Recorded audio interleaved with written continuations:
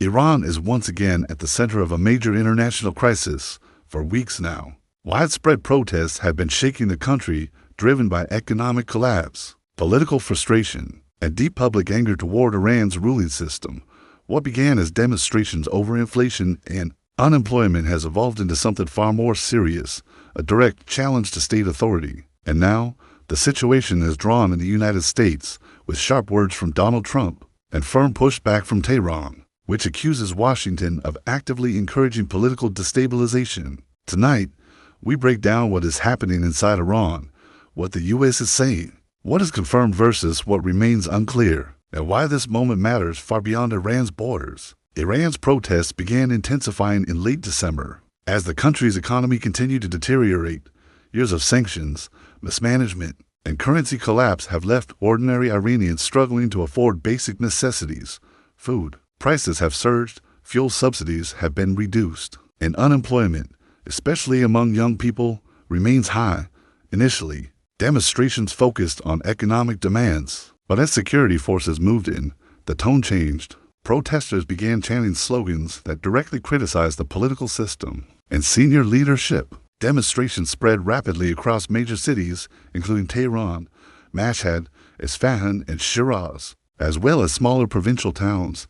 Iranian authorities responded with force. Security units, including riot police and paramilitary groups, were deployed nationwide. Internet access was sharply restricted, a familiar tactic used to limit coordination and outside visibility. According to human rights organizations and verified video evidence, live ammunition was used in multiple locations. The Iranian government acknowledges deaths, but disputes independent estimates. Activist groups claim the toll is far higher, with thousands killed and tens of thousands detained. Because of the communications blackout, exact figures are difficult to verify. What is clear is that this is one of the most severe internal crackdowns Iran has seen in decades. As images and reports filtered out, international attention intensified. That attention escalated sharply when Donald Trump publicly weighed in over several statements. Trump urged Iranian citizens to continue protesting and warned Iran's leadership that severe consequences would follow if violence against civilians continued. He suggested that the Iranian government was losing control and claimed, without presenting evidence, that executions had been halted after international pressure. Trump's remarks were unusually direct, even by his standards. He did not outline specific U.S. actions, but the language carried an implicit warning, one that Iranian officials immediately rejected. Tehran responded forcefully. Iran's foreign ministry accused the United States of interfering in its internal affairs and attempting to incite unrest. Officials stated that Washington, along with Israel, was deliberately encouraging instability to weaken Iran politically and strategically, according to Iran's government. The protests are being exaggerated by foreign media and fueled by external actors. Tehran insists it remains in control and that security measures are necessary to preserve national stability.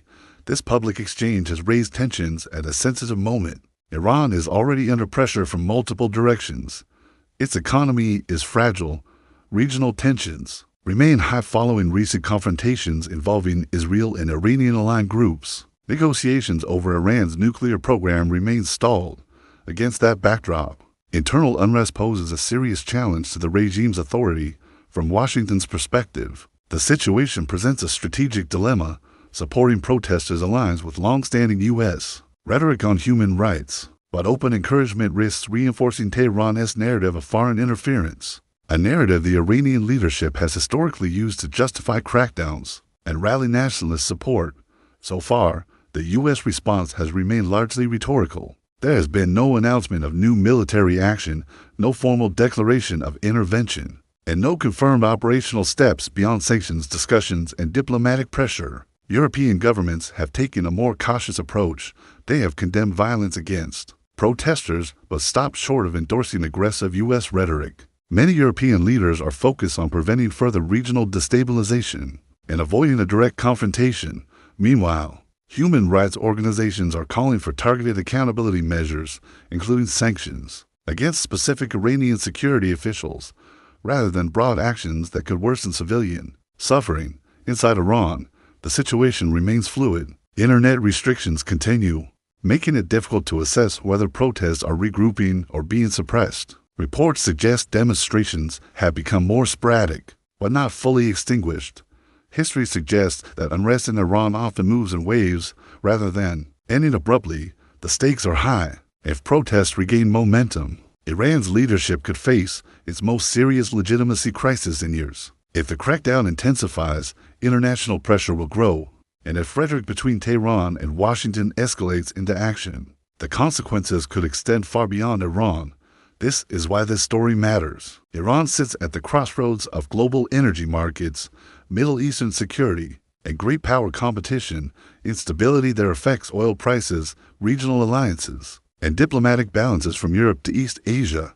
For now, what we know is this: protests inside Iran are real and widespread. The government response has been forceful, and international tensions are rising. What remains uncertain is how far each side is willing to go, and whether restraint or escalation will define the next phase. We will continue tracking developments closely as more verified information becomes available. This story is still unfolding.